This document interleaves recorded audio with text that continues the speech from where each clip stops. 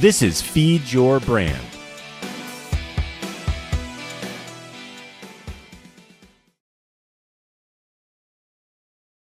Hey everyone, welcome to Feed Your Brand. I'm Tracy Hazard, and I had a guest on without Tom today.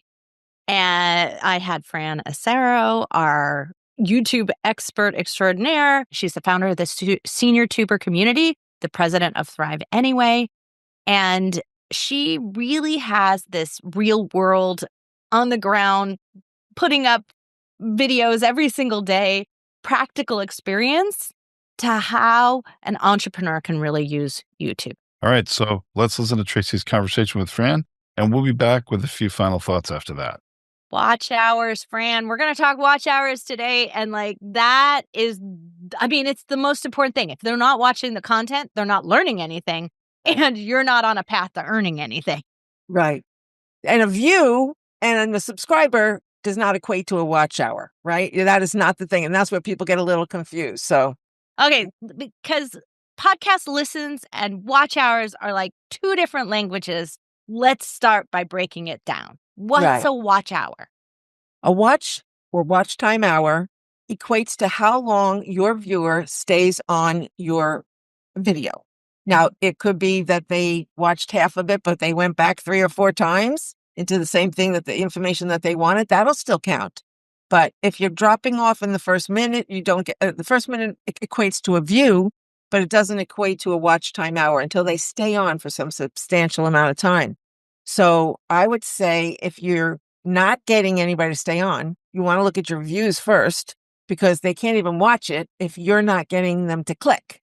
So right. So if you don't have 200 views, you're not going to get any percentage of that. Right. So get the views first, get the intent to get them to click.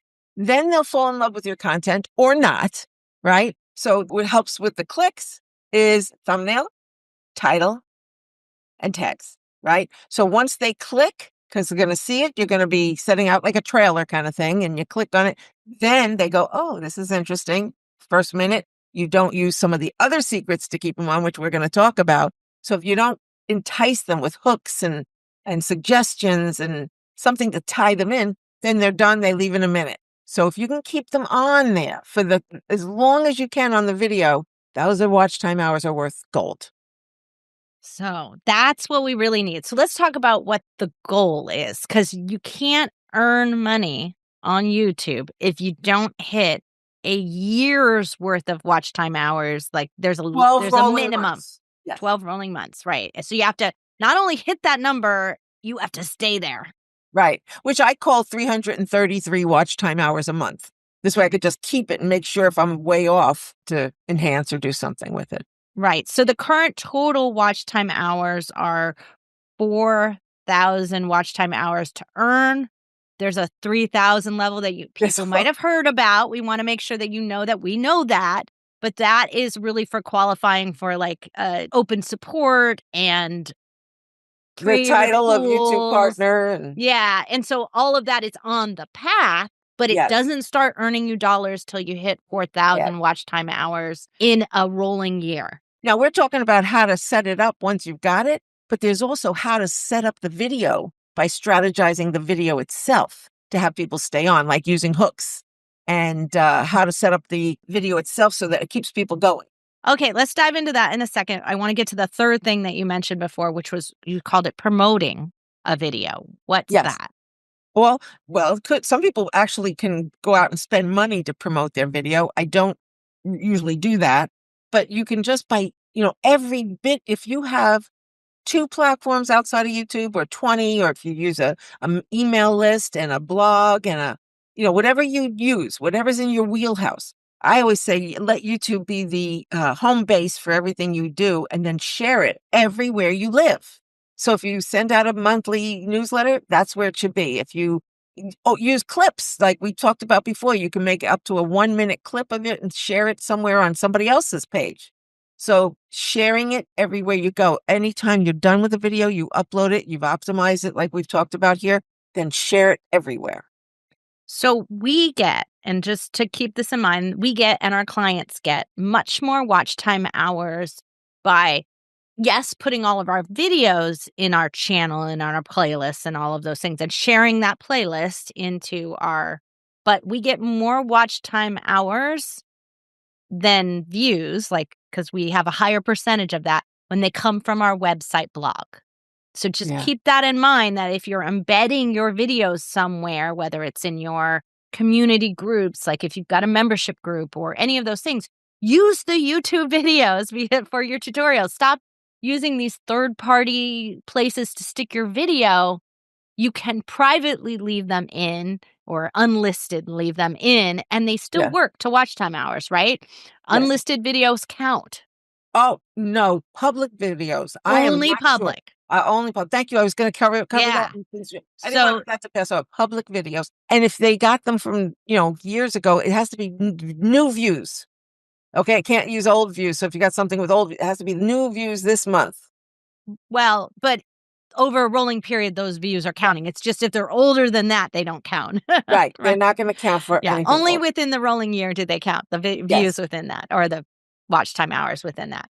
But that's what we find is that the ones that watch over our website watch more percentage through than the people who come from YouTube. Yeah. Do you know why? Or Yeah, because if you're Googling something that you want to learn and you find our blogs, which they're highly SEO ranked, right? Yeah. So they're search engine optimized already to answer the question. And you go there and it answers the question. And everything within our website is a resource for someone who's looking to podcast, for instance, or looking to learn about passive income real estate for some of our client examples. Everything within that is covering that topic already.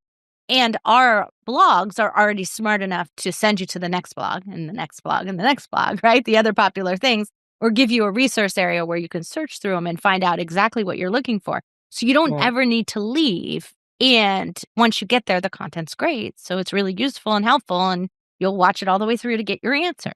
You know what I was thinking? First of all, that people get distracted if there's too much visual and they're going to go somewhere else. But if you're going to committed to listening to something while you're working out or driving, you want something long. And if they're done with what they're doing and they still may listen, or if, they just keep on there when they're committed to that time. If they have a 2-hour workout and you have a 1-hour audio, then they're going to stay maybe for what's next. So I think Right. that's too. And that's what happens. Right. And so by creating that sort of stickiness on the website and the fact that it is all located in one place, and because you're embedding the YouTube video, and we embed it from the playlist. So the next thing that it does share and show is another thing in your channel. Whereas if you don't do it that way, it serves you up some other random video as the next thing and distracts them. If you watch in YouTube and they're not committed to your playlist or subscribe to your channel so they're getting alerts from you, YouTube is constantly distracting them. So it is hard to get your watch time hours up outside of it, but it's actually easier to get them if you've got them like in a loop of here's everything in the masterclass that you need to learn, right? Like, and they're focused on doing that as their lessons. Exactly. But why not get your watch time hours up by doing that? Now, I know a lot of people are like, but I'm charging for my course. Yeah, but that doesn't mean you need to make it organized over on YouTube. It can still be all over the place. Right. And that way it's not serving them as easily as it is to go through your membership area or your website. But you could raise your watch time hours. Too. It just depends on what your goal is. If you're not selling enough memberships to make the membership area worth it, then you ought to be trying to raise your watch time hours. So like do one or the other, Yes. Watch time hours is another name for engagement. Okay. And I think we've had a whole conversation about engagement. When you have people that stay on your watch time, accumulate watch time hours, chances are they're doing something else with it. They're subscribing, they're sharing it, they're going back to it, putting it in a playlist, something that they've done. They've asked questions on it. So the things that are most important right now for you to optimize and monetize your channel is engagement and watch time hours. But it's not the only. Watch time hours are not nearly all you need to do to monetize your channel. That's if you want to be a YouTube partner. So I've noticed this interesting thing, Fran, on the engagement side of things. The videos that are liked have lower watch time hours than the videos that don't have a like on them. And it's my theory, and I just have this theory, and I'd love to throw it out and see if you think I'm right. But I think sometimes people like something so that it's like a placeholder, like bookmarking it. And so I like something so that I can come back and find out what I liked, because it's just YouTube's all over the place. And it's really hard to get through your history of all the things you watch, and you watch a lot of junk. And you're like, that's really good, but I don't have a time to sit down and watch the whole thing. So I'm going to click the like button and I'm going to come back and watch it. Now, I've never chances are searched my they likes. don't come back and watch it. But that's what I see is the ones that have high likes are not That's good. necessarily the ones with the high watch time. Well, I have a friend that likes everything, so it doesn't really mean anything. Yeah. Right? I'll be Maybe they have searching. no. I'll be sitting on reels, and I'm very stingy with my likes. I want to like something, but I will see his name all the time. Matt liked this. Matt liked this. Hundreds of them, and so I thought, okay, he's an overliker. I'm an underliker, right? I like that. I'm an underliker. I always say that I'm really stingy or discerning with my Yeah. likes, right? Like that's Right. the way. I'm not going to But- like something unless I really like it. Yeah, that's what I do. And yeah, so I think that could be. I just want to answer that. It could be. And so you want to look at other types of things and you can see that in your analytics. What did they do to create engagement? Was anything that they shared it or they reposted it or something like that? Yeah, really interesting. Okay, let's go back to the thing you started, because I knew it was going to be a much longer piece of what we're going to talk about. I gotta So I didn't research want that to like kind of thing. like briefly touch on it. So let's talk about all of those different things that you can do to kind of create that video that people dive into and watch the whole thing. And please, Fran, when you do it, let's like you mentioned hook line, but define it for us here, because we have lots of people who are not used to. They're used to the podcasting terms, but not the YouTube terms for things. And as a they're not video. used to somebody who talks like me constantly, right? No, Well- they are. They listen to me. So, but so let's Where talk do you want about me to all start? those things. Yeah, let's start at the beginning. What are all the things that you can do? Now, you mentioned something really important, and I want to reiterate it here because I think it's so critical.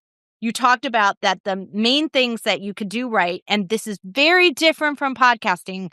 The thumbnail is not as critically important in podcasting, but it's very critically important in YouTube. And you have to remember, YouTube is a visual media, so it makes sense that the thumbnail would have outweighed importance in things. So you said the thumbnail, the title, and the tags, the 3 Correct. T's. Those are the most critical, important things that you can affect, but you must do that on each video. Like I always say, if you're not getting any attention, nobody's clicking. If you have no clicks or low clicks, it's the 3 T's. And if they're clicking and nobody's engaging, it's the 3 C's. Content, content, content, which is several different ways. That's not just one word repeated. Are you doing some of the strategies that are needed for your content? So, okay, well, let's talk about those content strategies now, and let's Okay. dive in from like the beginning of the video all the way to the end. okay, can I say one thing about the 3 T's though? I just want people to imagine if you're going scrolling and you're looking up the same thing, the baking and all that stuff, put a search up on YouTube, and anything that's rectangle is a video. And if you want to find out a video that is about the flour that you put in a bread, you're going to scroll down all of those. And first thing you're going to see is the visual.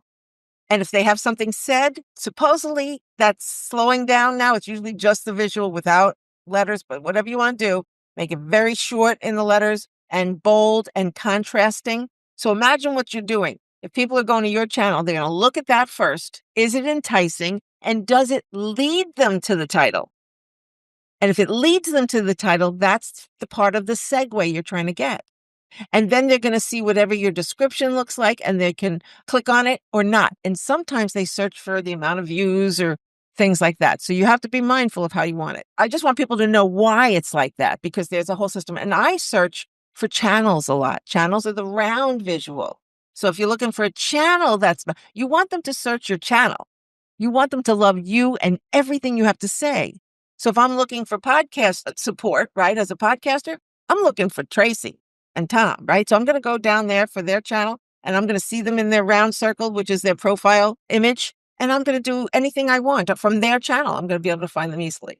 So I just want to make sure. YouTube is giving you this for all of you who've never searched on YouTube. Go do this on the desktop. Go do it on your mobile device. Do it in both places because it's different. Yeah. And go search for whatever topic your content area is. If it's, like I said before, passive income real estate, it could be how-to strategies, whatever it is, give yourself a long tail keyword, not a really short one, because you're going to get a bunch of junk in there and you're only going to get the ones who have like millions and millions of followers if it's too short, right? So be a little more narrow about it, but be focused on the thing that you do best. And when you type that in, it'll give you videos up at the top, then it'll give you channels, and then it'll give you more. And more like playlists and some other things will come up as the more that's below that. And see what's coming up and see what that looks like so that you understand how your appeal needs to look compared to those. How do you look compared to them, right? And why are they getting 3 million views and you have the same video with 12? Yeah. And that's where you do your research. Actually, if you want to have a ranking video, go to people who have a video that's ranking, meaning it keeps getting shown up, it's earning some money, it's consistent for years to come. Just go find out what they're doing. You can look at some of their keywords. You can go in there and get the content and see if you can make something similar. Don't steal anything. But it's really good to know who you're up against, right? And try to get some role models out there and see if you can do some of the things that they're doing. Benchmark. That's what we call it. Benchmark out there. Go benchmark your competition. That is really good. So let's dive into the content piece. So now that you got your thumbnail, your title, your tags dealt with, you've got the video piece. And some of these tactics are very different from how you run your podcast. So remember, that's why we did the episode of talking about podcasts versus YouTube, so you can understand why these differences. But a lot of these go to watch time hours. That's why they're so critical. So go for it, Fran. Tell us all about the details. First thing I want to say is in that first minute, before it counts as a view, it should not be an intro. Okay? If you have an intro, do it after this first 30 seconds where you're going to leave a hook, something that's going to entice them. If anybody ever watches Mr. Beast, they're going to see that he tells the end of the video, before he even starts it, right? So whatever you think did you interview somebody that said something really poignant? Then go ahead and put that piece in the first minute. And I'll go, oh, what triggered that conversation? And they click on it. And then you can go over to the intro and say, starting in just a minute, is this, that, or music or whatever you want. But they now know they want to stay. If they usually leave within the first 30 seconds. So that's the absolute first thing, is to make sure very quickly they know what you're looking for and they offer it. All right. Then you have to bring them through that the rest of the video. So how are you going to keep them there? Because I noticed me as well, I'll just keep talking and talking. I'm Italian. I'm just going to keep talking. And then, oh, by the way, and now that we've all said all that, now I'm going to tell you what this is all about. Now you can do that as long as you say, I'm going to give you 8 of my favorite this, and this. And then I go through them and I'll say number 8 is my favorite. Now they're waiting for that. So you want to keep them holding on. Or if you want to tell them what's coming up next. We call that in podcasting, you guys have heard us say this before, we call that open looping. Oh, right? yes. You say 8th is my favorite. And then if you don't get to 8, they're like sitting there going, what the heck, Tracy? Like, why didn't you say it? Right? Exactly. There's something very simple that goes on like a hook, is that you want to distract your people. They say within 30 seconds, not many people, if they're newer or less experienced podcasters, they don't do this. But imagine if you start looking at videos, look at how often they change something in the first 30 seconds to a minute. What does it mean? They could put something moving, like an overlay, images, which they call B-roll. If you put some video out there, you could change direction. You can take it from 2 cameras. That's not as hard as you think. If you're going to use your webcam and you just have a little tiny tripod for your phone and you take both, and then you could insert a different direction. You could do sounds. So you could do calls to action that could pop up. It could be a thing that quietly pops on the screen just to wake them up from getting hypnotized. You want to call that pattern interrupt, right? Yay. This is pattern interrupt. And you all have heard us say it before, so I hope you know that. Yes. But pattern interrupt visual. Now, we don't do that in audio. It's not the same thing. It doesn't work the same way. So what do you do? So it's a much longer time period because your ears can take in sound. It's actually more consistency is better. And then, so I would say 7 minutes is probably somewhere around where you want to shift. It's much longer. If you want them to absorb the information, they're still absorbing it without the pattern interrupt. Your eye is not. You've gone to sleep, right? That's why you have to do the visual wake up. You actually have to wake your eye up or it's not taking it in. But your ears are. Yeah. So actually interrupting them reminds them that they're listening to it and they may want to crash out. So it Yeah. can harm you rather than help you. Yeah. Okay, see? Now they'll learn about all that too. Yeah, exactly. So anyway, I love this visual, but 30 seconds, that's a lot That's what of they say, work. 30 to 30 seconds to a minute. But you know what? If you had a 10-minute video and you did it a few times where they didn't have to say more than a couple of minutes without any kind of interrupts, that's using your words. Here's some of the other things. If you have a list of your things, of your interrupts or your calls to action, your call to action is another thing you want to do to interrupt them. By the way, if you like this, I have a key to or a link to or look up here for my book because there's a way to insert a card, which again, we'll still talk about. So a call to action could be anything from a product you're selling, somebody else is selling. If you have a guest on your channel and you want to put their book on there or any kind of call to action, like comment below if you have a question or if you want to ask a question, if you want me to answer a question or I have a question for you, answer it. You can send them to another video. So something that is a call to action does not have to be about money. It just has to be something that asks them to subscribe or like or share. The cards, there are a couple of things that you want to, when you're optimizing your video, are end cards, end screens, that when you have the end of the video comes up, it'll ask you what your next step is, which is great. Definitely use them and hopefully you'll keep them on the same topic so that your people are going to want to continue. But there's also this option, and you can have 4 elements, they call it. You could have a subscribe, you could have your latest video or something like that. But with the cards, you ever see people saying, listen, if you want my book, point. And you think, what are they pointing at? Should I click it, right? Well, it's this little black strip on the top of if you're looking at it, it's on the left-hand side, that you can put anything you want that you're talking about. You Those don't are have called to talk about info it. cards, right, Fran? It was, but I don't see it called that anymore. So I don't want to They break keep changing it. Of course they I do. don't want to break the jargon, but yes, it used to be called info cards. And here's how you can use it. You don't have to be knowing the video to line it up because sometimes you might want to change the cards. You can have a maximum of 5 cards on every video. And here's how you want to use it strategically. Almost every one of my videos has my welcome video in there because I have to presume my people are seeing my videos all over and maybe not even seen my channel yet. So I'll put my welcome video to bring them back and say, if you want to know more, this is where you know more.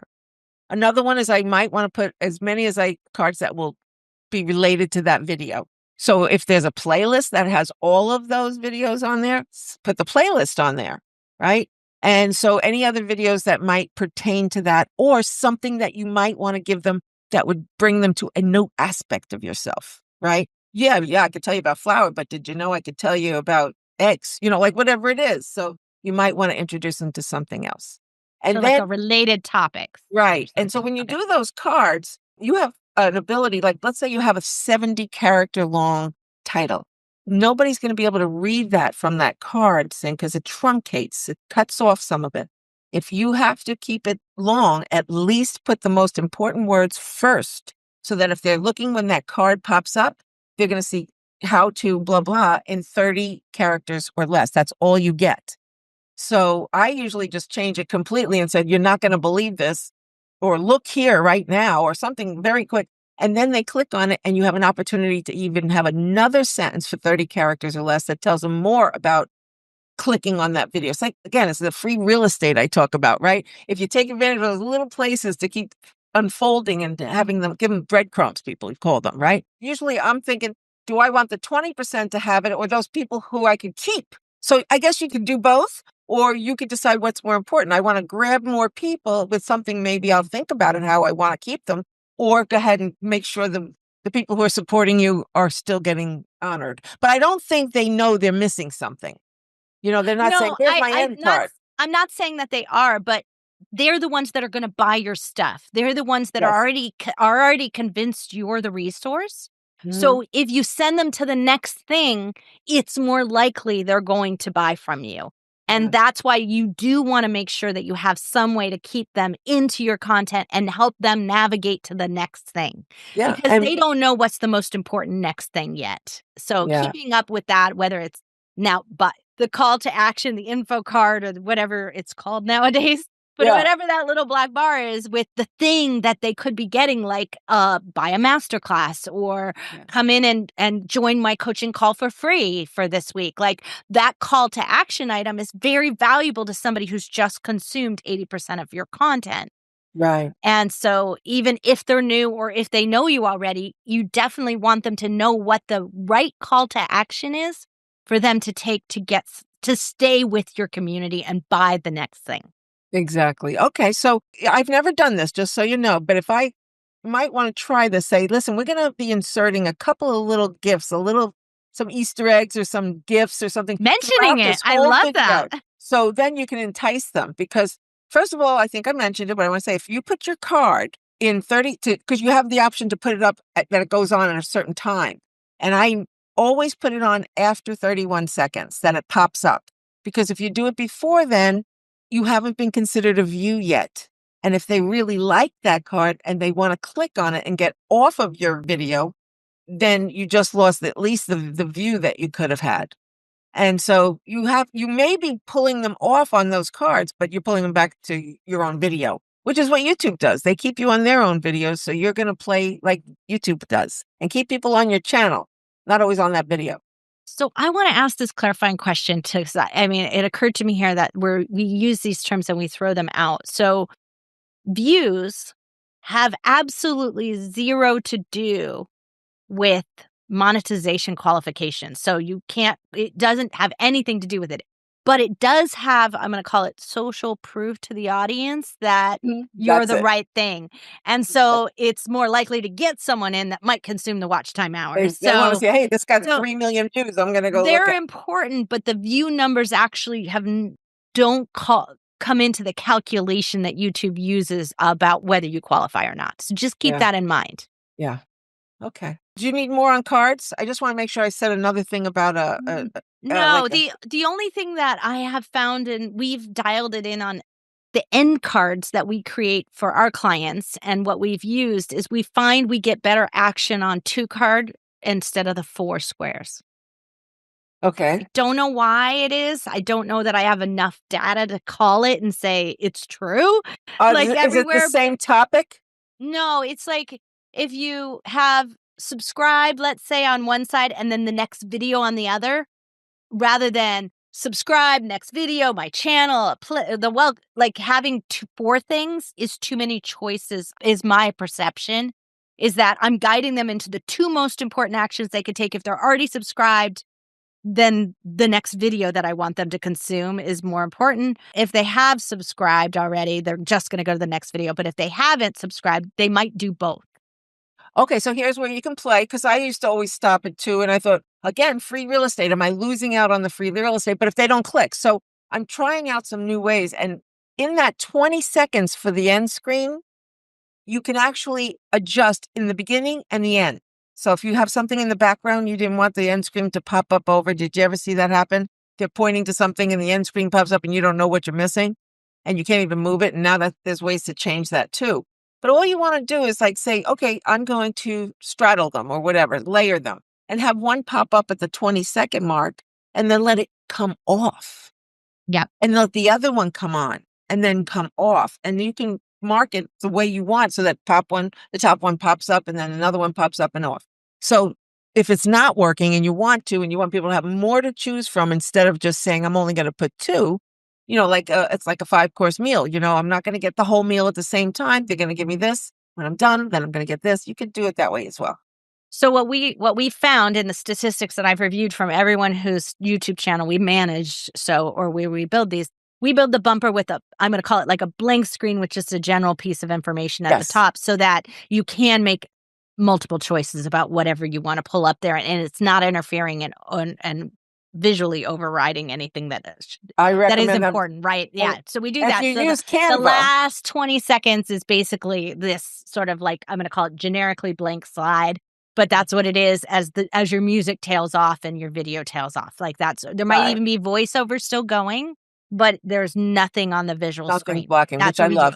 So what they end on though, whatever that last closing screen is, that's where we see the higher clicks, whatever they are. And if the last closing screen are 2 things, they do better than if the last closing screen Good is to know. I'm four going to have to things. check all that. I love that you The have all those static stats. where they end, not Yeah. where it's flowing through before then. I never checked what's flowing through before then, Fran, to be honest with you, because most people don't do it. I think it's a great idea, but I just Yeah. don't know that I've not calculated that. Yeah, that's okay. But there are end screen and animated end screen templates in Canva, maybe whatever else you have. So imagine that you finished your video, you insert this overlay or just attach, what do you call it? It's not an overlay. It's We call it a bumper. Okay, that's a bumper too. All right, Yeah, so you can have we an call it a animated- bumper with this transition. And Okay. Canva, yes, absolutely. Canva Can't has do tons it of after you made the video. You have to do it and add it to the length of the video. No more than 20 seconds because you can't add an end screen to that. So you go at the last 20 seconds and you put it there. And don't even put the squares in there because No. that's your room to put them wherever you want instead of like the way YouTube has it set up. And you can have a thanks for being here. Don't forget to subscribe. Anything you wanted, and it's all happy as and colorful the way you want it to Yeah, be. definitely. If you get a Canva template that has outlines on it, delete them. Now, Yeah. some of them have them in, they're just guidelines. They're Yeah. not actually really there unless you had dropped content in there, Yeah. but they're visually there. Sometimes when I see a template that has the 4, I'll drop my logo of my show in the top That's one, good. and then knowing that I'll put subscribe next to it, right? And then Yeah. you might put the video below it. So like that just depends on how you're planning to use your end screen end card. But those templates are fantastic, but you do have to physically add them to the end of your video. Yes. And that's what you Fran's have to saying. do it. So Can't do it after the fact. right, you cannot do this if you're doing a live stream and you end the live stream. It doesn't, I mean, you'll overlay off of something.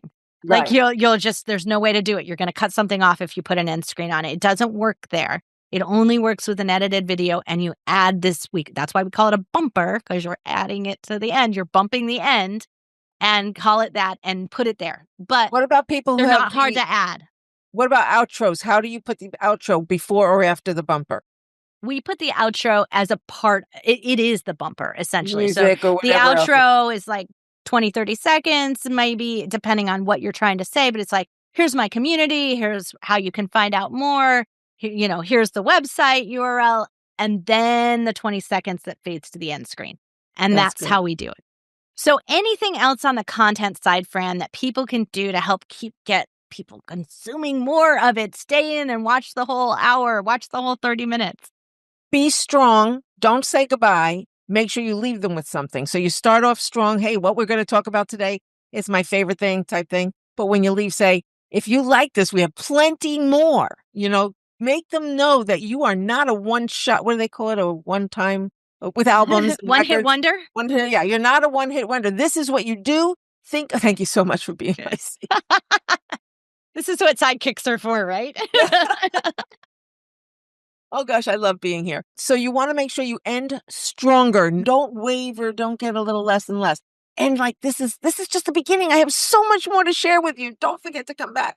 And that how you insert your energy and letting them know. So you also want to use your it used to be called the community page, but now it's called the posts. And it's also another tab that you have.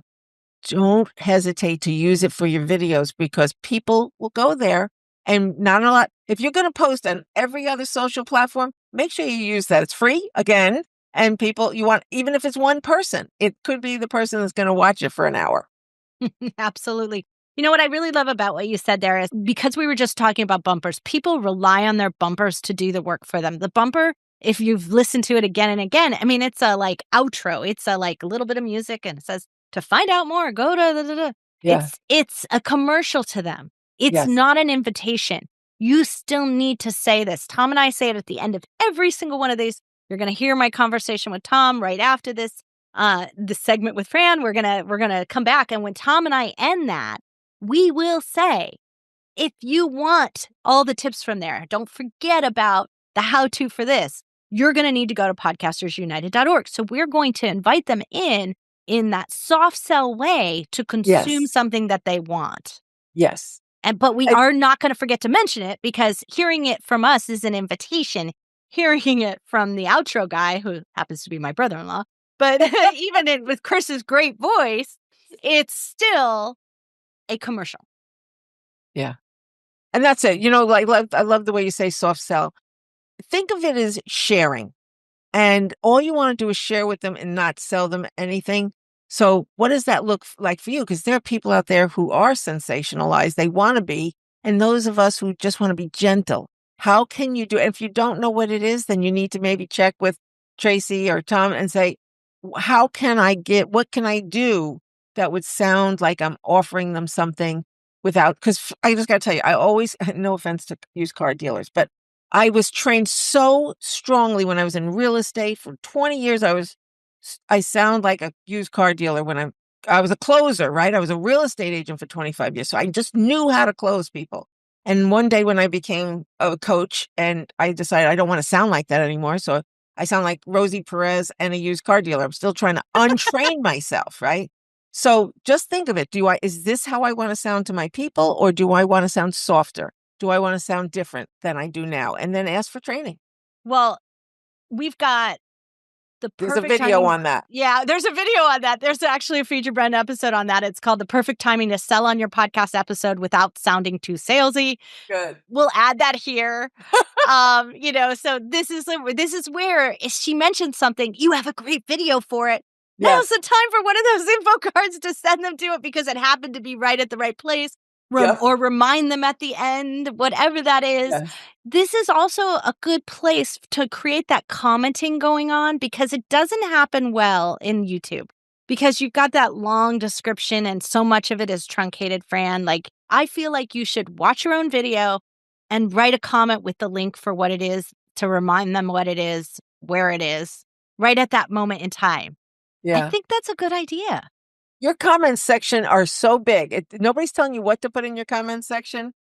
More free real estate, right? What do you want to say? That's a perfect place for a call to action or asking a question or asking them to put their own questions. So if you're sending them to something that's already within YouTube, I think you have a better shot of it, like helping to increase your watch time hours, right? And that's the goal of our conversation here today, right? So if you're sending them to the next video right there, reminding them what it is, and they don't have to go search for it. They don't have to I missed the card. Some of us are not as YouTube savvy as we should be. And we just don't click on it fast enough. And if it's right there in the comments, that's easy for them to go to. You've really helped them navigate your content more. You could take your whole chapters. We advise you use chapters in your description, copy it and put it in your comments if you want to do that. Yeah. So many ways for you to help them dive and navigate through your content. Help them. That's going to help increase those watch time hours, which is what we're here to talk about. Any other advice before we go, Fran, about watch time hours and it's daunting. It's a lot of hours and I create a lot of content, but getting that consumption level on YouTube has been extremely difficult. I feel like I could do that in no time at all in podcasting, but I don't feel like I could do 4,000 hours. It just feels daunting. How can we cut that down? One of my secrets, you're going to think it's counterproductive. I have the saying I've been saying for 25 years. Don't say with blah, blah, what you could say with blah. And that means give them very concise information. Don't just keep talking for 16, 20, 30 minutes to keep it a long podcast so that now you'll have 30 minutes worth of watch time hours, which may be working the opposite way because you just spoke too much. Give them about what the title is about. Tell them what you want to tell them about it, and then tell them what you just told them. That's really all you have to do. You don't have to just keep yapping. By the way, I keep yapping. We've been yapping, yeah. Right. So, I do it too. But if I really focus, I could just make it very clear and concise. So I would definitely say that's important. Stop talking. Well, so then let's just mention briefly, YouTube Shorts do not count to your watch time hours. They're their own separate thing. And we have episodes and stuff coming up. We're going to They have their own value. Yeah, they have their own value. It's separate. But that doesn't mean they're not valuable in creating more watch time hours if you're referring to one of your videos from them. And we get that all the time. Sometimes, so this video itself, I use it ahead of time, break up and get a bunch of YouTube Shorts that we use to tease to this video when it airs, and people go from that to watching it. So if I get 300-400 views of that short, I might get 2 or 3 viewers who actually watch the whole video. And subscribers too, if they want. So it has a value in doing that, even though it doesn't contribute to your watch time hours. So don't underlook that YouTube Shorts model, Think of right? everything as a dance, and you'll find your own dance. How do you want people to dance through all your information? It may be that you have the call to action that's going to be the dance the most. But just think of everything you put up there. Oh, there's that move, and there's that dance, and there's that dip, and then you put it all together and say, I've covered it. I now did the complete dance. No guarantees, because we don't know what your content is or like how you did it and what it is about, but you'll give yourself the best opportunity. That's a whole nother thing about how to do your homework before you make a video. Absolutely. Did we ever do that? Yeah, do homework? No, I said, did we ever teach them how to do their homework before they make a video? We do. We have pre-recording checklists. We have pre-recording topic The planning. topics and all that. Topic planning, all of those things. We've had segmenting. So I think we've covered that quite a lot. So there is definitely a bunch of content there that we'll mention, and we'll put them in our additional resources on podcastersunited.org and the bullet points at the bottom of the blog, so they're easy to find and get to. But they'll also be referenced. Hopefully in the video. We can only reference so many, but we'll reference at least 5 of them. So you'll get that through there. Because we're bigger fans at making, that's the way we use info cards here, is we don't use them to call to action to send you outside of YouTube. We send you within YouTube. Don't send people to your website. Right? Yeah, we don't send outside. We send within. And so you won't see any call to action to download something or do any of that. You'll only see another video that's being offered. Yeah. So, Fran, I'm so glad you come back again and again. And I really do appreciate that you come back again and again.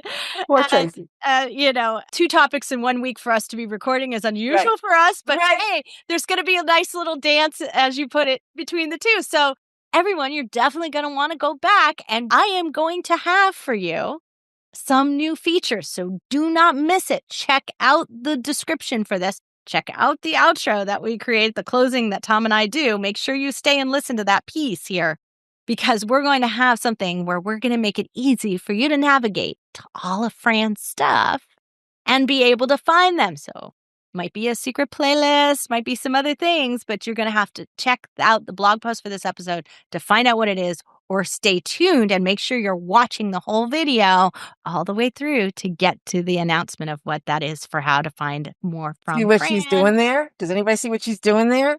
Exactly what we just spoke about. Well, everyone, thank you so much for being here, Fran. Appreciate you. Tom and I are going to be on the outside of this, having a quick conversation about what we thought and what we're going to implement and do from Fran's advice here. So you're not going to want to miss that. So stay tuned. Thank you. Bye-bye. Wow.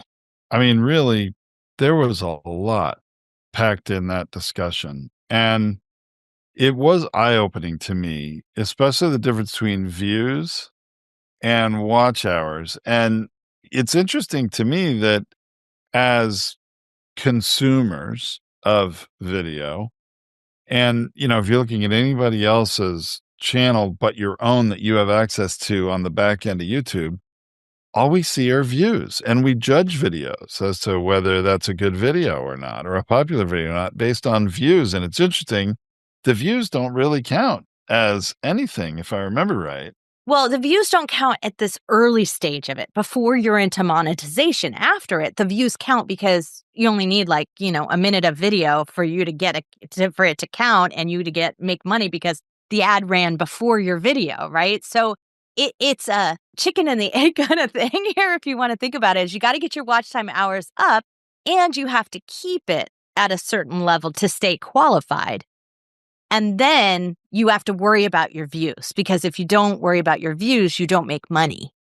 Well, it's interesting to me. The views were kind of the vanity metric. We've talked about vanity metrics even in podcasting in the past, Tracy, and don't get me wrong. If you've got 1 million views on a video, that does mean something, but it doesn't mean people watch the video all the way through. It doesn't mean that you're going to get a lot of watch time hours. And really, the watch time hours are how you qualify for monetization, and you always continually have to qualify. That was eye-opening to me. The biggest issue for me, and I've been diving deeper in it because they made some changes to how share links are created. And so it's created some problems. We always, and Fran says this, and she said it in I don't know how many episodes, and we got trained by Fran to do this properly, and then YouTube decided to change the process. But when you get a share link, when you're getting a share link for your video that you might embed in a website or even share somewhere else, what you want to do is make sure you're using the share link that comes from your podcast playlist, because it serves up the next video and the next video. It serves up everything in your podcast playlist, where in our RSS feeds, in our feed for the podcast, it's automatically, we're within it. It's always going to serve up the next episode. In fact, it'll just kind of autoplay if you have it, your settings that way. It's not going to go on to the next show unless you've listened to all the episodes. So it's going to go on, within your show. So Apple is kind of geared towards keeping you within your podcast, and YouTube can't wait to serve up something else. And so they made it much more difficult for you to find the playlist share link and use it in order to keep that stickiness into your show and keep that contained. So YouTube's whole driver is for them to make more money, right? So this is why they give you this high metric for watch hours, because they want more people sitting in their platform doing everything. But they honestly don't care if they're watching your stuff.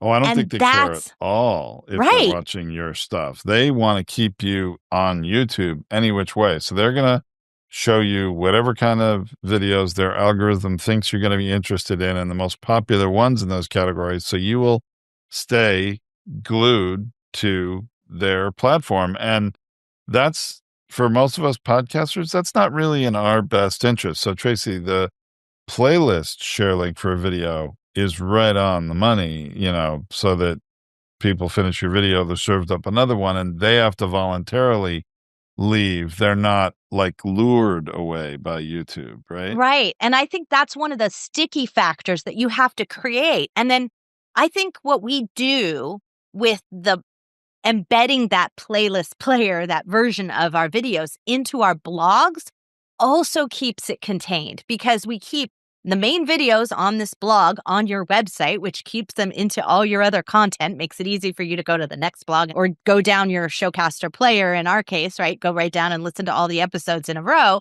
Makes it really easy for them to do that. But it shows all of the other episodes to do. And then doing that tip that Fran gave, where you're really using the end cards, the info cards, you're really giving them up the playlist view or the next video view.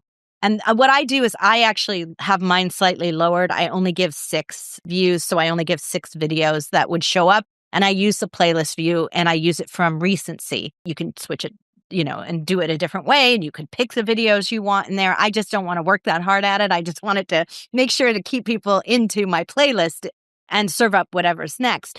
But I've noticed that when you don't do it right, the stuff that YouTube gives you is a lot of times junk, Tom. There might be a couple of things that were relative and related.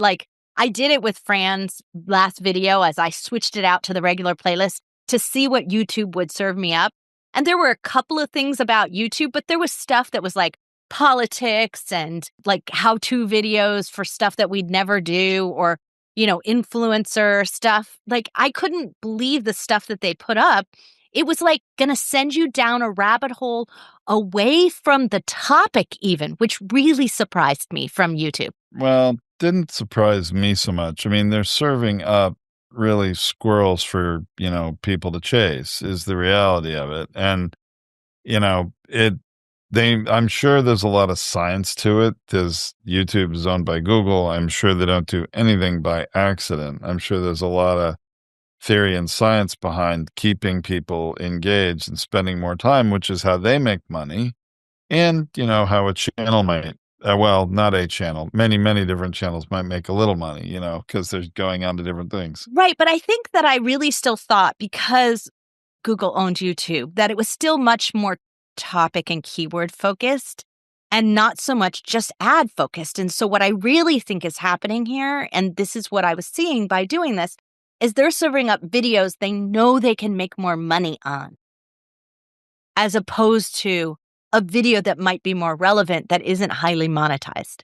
And I think right there, Tracy, you've gotten one of the key differences between podcasting and videos on YouTube, video casting, I guess, and even social media use in general. And I know YouTube isn't necessarily a social media channel. It is becoming one more so with YouTube Shorts. But in reality, there's a big difference. People look to podcasts to educate, inform, or entertain themselves, and they take deep dives into niche subjects, and they choose to listen to your show.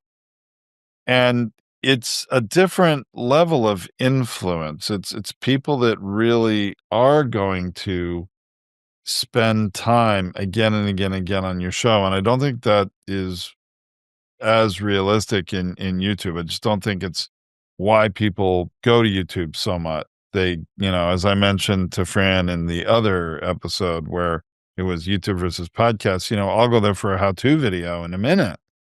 But am I going to remember what channel name that is and go back to them for other how-to videos? I'm like laser focused searching for the one thing that I need. And when I get it, I'm out. I'm done. And there's no brand loyalty there. There's no long-term relationship. And that's very different in podcasting. So I personally really do believe the majority of independent podcasters who were podcasts first, or the podcast is more important to them than the video.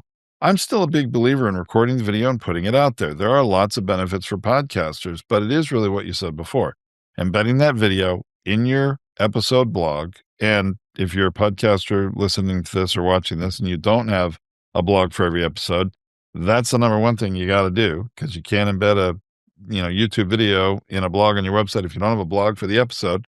But we do that for ourselves, selfishly for us, to, number one, when people come to that webpage, either from a Google search or they're just, navigating through your website and they want to watch, they can watch the video right there, but they're going to spend more time on your website while they do it. And that's why that playlist link is important, so they don't get served a bunch of other stuff on that page to take them away from your page when it's done.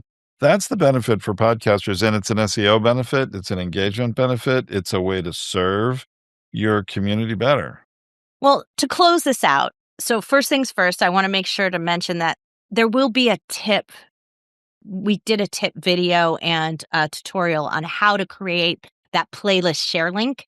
I've done that for our clients and I did it for our team. So it's done, and it'll be in the blog post for this episode at podcastersunited.org. So you can go get that, and you can see when you go get that, you'll see exactly how our videos are embedded in there, and you'll be able to see how it looks. And then I did a demo walkthrough. So it's not, you don't see my face, you see the screen share. So it shows you exactly where to go on YouTube and how to get the link. So that's going to be there. But the second thing is, I mentioned at the beginning when we were doing it, is like you kind of weigh the differences between, do I really want to be podcast first or YouTube first? You have to spend a lot of time and energy at this watch time hour meeting that metric, or you will never qualify for monetization. And so when I think about that, the number one thing that keeps coming back to me is, if you don't get them to watch all the way through your video, then you're not going to hit those numbers in any meaningful way, because there's such a small percentage of follower base on YouTube that does that. So the way you're going to do it is offline, in your blog, in your newsletters, do it in a webinar, make it live, because those live hours count. So those watch hours count when you have them watching live, but don't have them watching live here in Zoom. Have them watching live on YouTube. Make your watch hours over there, and then have your conversation back in Zoom or other places. So creating this model by which you're driving and making sure that people are staying through the full hour or half hour or whatever it is. And in this case of this episode, it's more like an hour.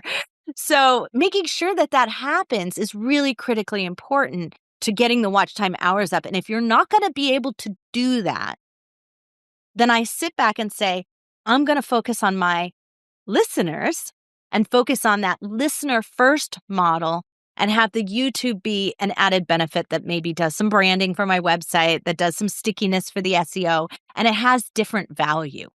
And that could alleviate this pressure on yourself to be all things everywhere when it's just not going to be the focus. It's just not going to work out for you. And I know I disappointed Fran at some point when I had this conversation saying, like, if I'm not going to go for monetization, Why do I have to do all this stuff?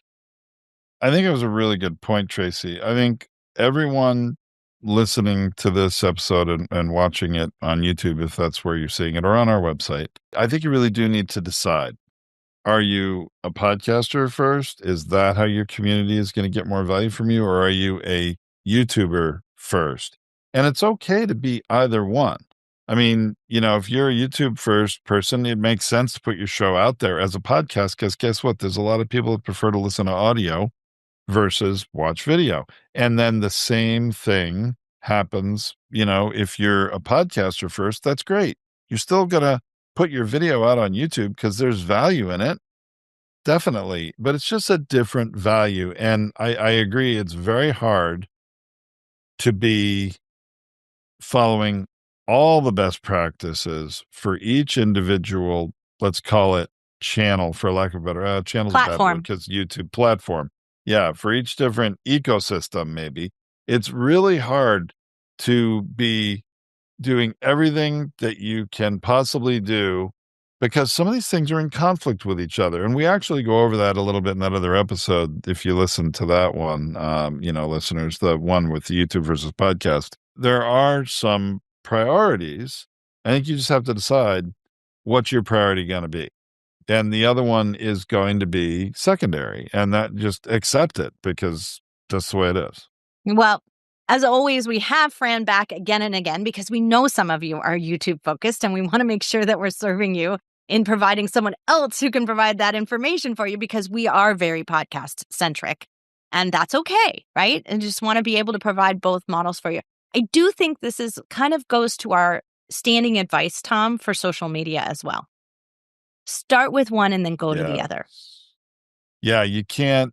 I mean, you're going to drive yourself crazy unless you're a professional social media person, that your job is to get your brand out everywhere on social media, equally on all platforms, because you're just trying to cover all bases. I mean, if you have a full-time department or you are a full-time employee for that, maybe you can do that. Really, the majority of us are not able to do that. Engage in the 1 or 2, maximum 3, but really 1. Where is your audience more? I mean, most of us in business, it's on LinkedIn. I loved it. I read recently because I was covering for one of our employees. I was covering the email for them while they're on leave. And I loved that one client said, yeah, I'm not tackling the video yet. We're setting up our show. We're starting here. And then in 6 months, I'm going to look at the video side of things. And so really said, this is where I'm going to draw the line of what I could do. I'm capturing the video all along the way, but I'm just not going to tackle all the decisions that I have to make for creating that YouTube channel and doing all the things that I need to do over there. I'm going to do it at a secondary level. That's okay. At least you admitted that this is where my limits are and what I can do. So either get yourself some team and support, which is what, we are hoping that we're providing for you here, is some access to that, or take it one at a time. It's perfectly okay to do that. Very practical. What's most important is you keep showing up for your audience on a regular basis, wherever that is. Make sure you do that first and then layer in other things as you can. Well, I know we went on and it was quite a long episode, so I thank you for hanging out with us that long. Appreciate you. We will be back next week when Tom has a discussion without me. And we're going to do the beginning and end again, just like we did here. But he's going to have a discussion all about some really interesting, I'm going to call it copyright and clearance issues. It's going to be really fun. So make sure you check that out. It's going to be a lot more fun than that sounds, believe me. I know, it's sound boring. It's not. It's really cool. Okay, see you all next week. Heard something valuable today but didn't get a chance to write it down? No worries. We've got you covered.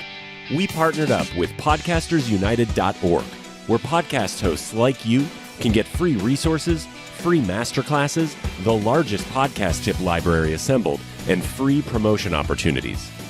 While you're there, don't forget to follow us on YouTube and on social, @UnitedWePod, so you can get Feed Your Brand live. Until next time, keep podcasting.